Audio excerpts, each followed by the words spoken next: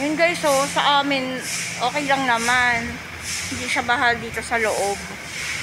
Yun. Sabi, winawalis ng mga ano, maintenance yung ano, oh. Yun, ganun kaya. Tingnan nyo naman dito. Grabe. Kaya pala yung isang staff, isang guard, lady guard hindi nakauwi kasi baha raw, kaloka. Ayun. Grabe namang baha pala yan. Grabe naman. Oh my God. Ito, extension ng Marikina River. Kalerki. Ayun no. OMG.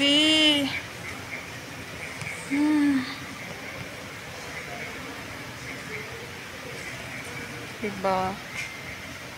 Di, mga 2 araw pag hindi na umulan, oh, tingnan nyo naglalakad yung ano, oh. Ganyan. Oh my God. So, walang dumadaan na sasakyan. Siyempre, kahit tricycle, pasok yan. Mababahaya. Ayun. Yung mga matataas na sasakyan, pwede.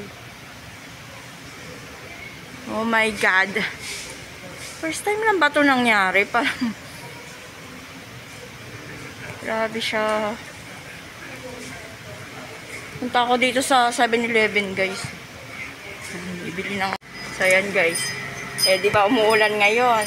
Tapos, gusto naman namin kumain ng ice cream. O, di ba? Ano, paano talaga? O, di ba naman tayo kami mga normal na mga tao talaga? Normal talaga kami.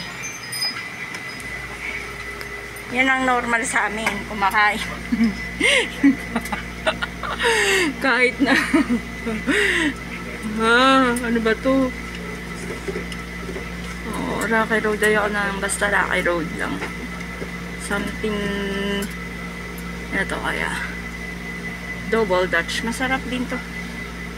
Pero wala yung ganito, oh. Yung ganito, guys, oh.